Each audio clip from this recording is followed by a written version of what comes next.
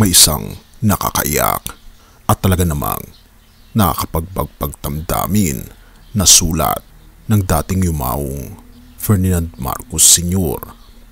para kay Pangulong Bongbong Marcos Jr. ngayon na tila alam na niya ang mga pagsubok na kakaharapin ng kanyang anak.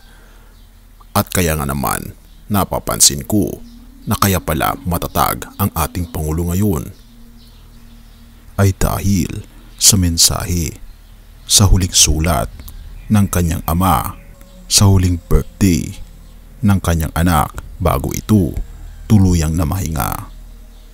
Halika, atin itong tignan mga kaibigan. Ating panoorin ang videong ito.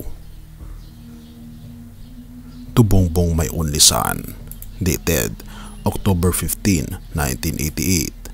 This book may be my last legacy to the Filipino people. I wanted you and me and Irene to be among the first to read it, for while other Filipinos may waver as to what they would be willing to pay for our country's freedom, we belong to a breed that has never counted the price we must pay for freedom.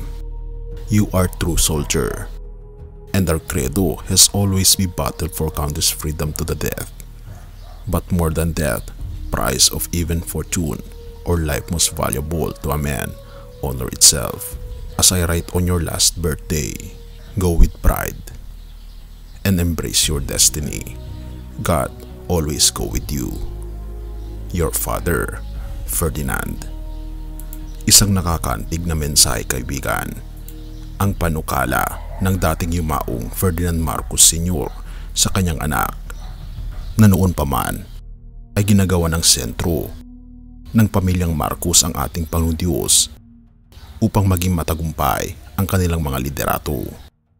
Katulad na lamang ni Ferdinand Marcos Sr. noon sa kanyang unang panunumpa bilang Pangulo noong Disyembre 30, 1965. Malinaw na binigyang diin ni Ferdinand Marcos Sr. ang papel ng ating Panginoong Diyos sa kanyang pamumuno.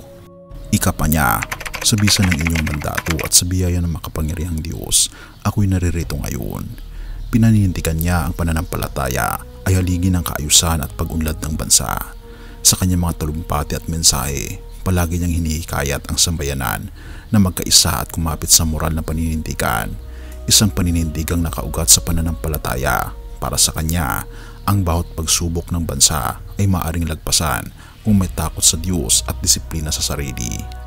At makalipas ang ilang dekada, patuloy na isinasabuhay ni Ferdinand Bongbong Marcos Jr. ang paniniwalang mahalaga ang panalangin sa pamumuno. Sa kanyang talumpati sa 49th Philippine National Prayer Breakfast noong Nobyembre 2024, binigyang diin niya ang pamumuno na walang pananampalataya ay parang barkong walang kumpas, makakarating sa laut pero mawawala sa direksyon. Isinambit din niya na ang kanyang personal na panalangin, nagpapasalamat ako sa Diyos sa mga biyayang natanggap na natin at patuloy akong nananalangin na pagkalooban niya ako ng karunungan, malasakit at pagmamahal sa bayan. Ayon kay Pangulong Marcos Jr., sa harap ng mga kalamidad, hamon ng panahon at pagsubok sa pamahalaan, ang sama-samang panalangin ang pinamakapangyarihang sandata ng isang bansa. Kaya nga naman, sa gitna ng mga pagsubok na kinakaharapan ng ating gobyerno ngayon, ito ang panawagan ng Pangulo kaibigan sa bawat mamamayang Pilipino.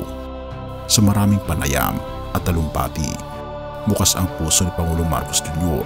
sa paghingi ng dasal mula sa mamamayan. Sa isang panayam, sinabi niya, "Ako'y nananawagan, ipagdasal niyo ako at ipanalangin natin ang ating bayan. Hindi ito kaya ng isang tao lang." Ipinapakita nito ang kanyang pagpapakumbaba at paniniwala na ang tagumpay ng isang pamahalaan ay nakasalalay hindi sa talino ng pinuno kundi sa tulong ng ating Panginoong Diyos at suporta ng mamamayan. Ang panalangin ay hindi lamang bahagi ng pribadong buhay ng mga Marcos, kundi naging sentro rin ng kanilang pampublikong paglilingkod. Para kay Marcos Sr., ito'y simbolo ng pagkakaisa, disiplina at muling pagbangon ng bayan. Para kay Marcos Jr., ito'y sandigan sa gitna ng hamon ng makabagong pamumuno, isang paalala na ang tunay na lider ay marunong lumuhod at manalangin bago tumindig at magpasya. Sa gitna ng pagbabago, krisis at pag-asa, nananatiling makapangyarihan ang panalangin sa puso ng mga Pilipino. maging sa mga namumuno sa kanila at sa bawat panawagan ng Pangulo para sa dasal, sumisilip ang isang simpleng katotohanan. Kaibigan, ang panalangin ay hindi kahinaan ng lider, kundi lakas ng isang bayan. Purihin ang ating Panginoong Diyos. 1:15 verse 5. Ako ang puno ng ubas at kayo ang mga sanga. Ang nananatili sa akin at ako sa kanya ay siyang namumunga ng sagana. Sapagkat hiwalay sa akin ay wala kayong magagawa.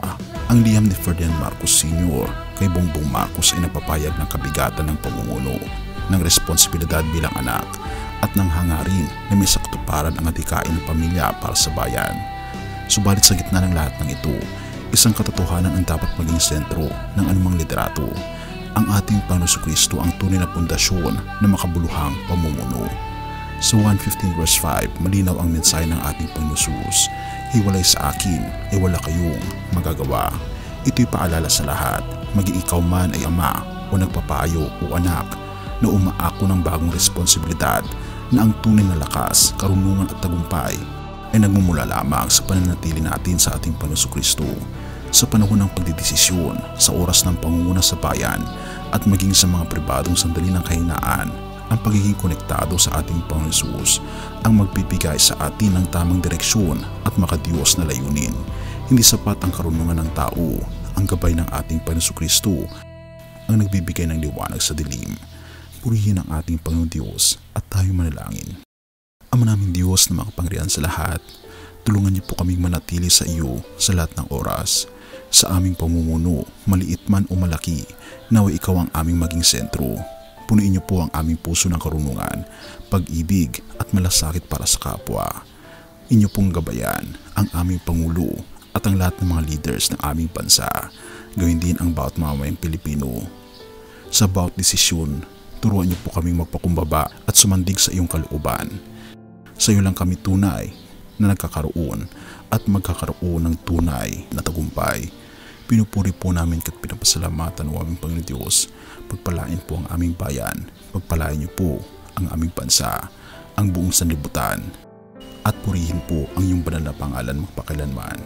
Salamat po Panginoon Diyos sa inyo pong pag-ibig sa amin at maging sa pakikinig ng aming mga panalangin, at patawarin po kami sa lahat ng aming pagkukulang at pagkakasala, sapagkat ito po ang aming samot hiling sa matamis na pangalan ng aming Panginoon Jesus.